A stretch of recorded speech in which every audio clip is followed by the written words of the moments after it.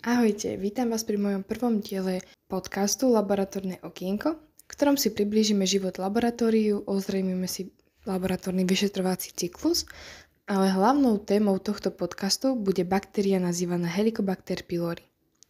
V tomto prvom diele si povieme niečo viacej o histórii tejto baktérie. Ako prvý opísal spirálne mikroorganizmy v žalúdku cicavcov a človeka v roku 1892 Bizozero. Týmto poznatkom však nebola venovaná väčšia pozornosť.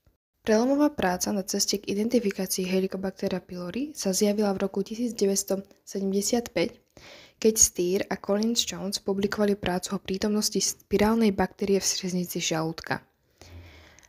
Hoci dokázali prítomnosť tejto baktérie v žalúdku, chybou bolo to, že ju zle identifikovali a preto nevzbudili väčší záujem u gastroenterológov. Hektický záujem o Helicobactera pylori a jeho klinickú dôležitosť výskumu sa spája s Marshallom a Warrenom. Warren dokazoval baktérie farbení.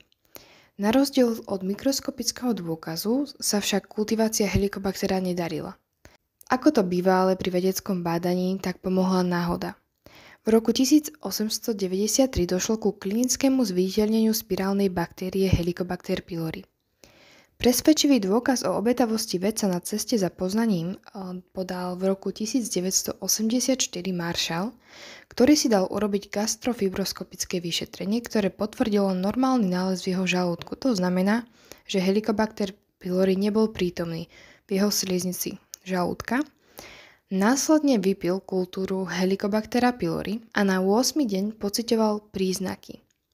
Vyšetrenie na 10. deň zopakoval a kontrolné vyšetrenie u neho potvrdilo prítomnosť Helicobactera pylori a aktívnu gastritidu, to znamená, že zápal žalúdku.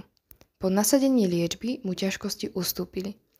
Vďaka preukázaniu súvislosti Helicobactera pylori s gastritidou a neskôr s peptickým vredom patológ Warren a gastroenterológ Marshall získali 3. októbra 2005 Nobelovú cenu za medicínu. Toto bola krátka vsúka o histórii objavu Helicobactera pylori a taktiež súvisu Helicobactera pylori s ochoreniami ako je gastritída a peptický vred. Ďakujem, že ste si vypočuli tento podcast a teším sa na vás pri ďalšom vydaní. Majte krásny deň.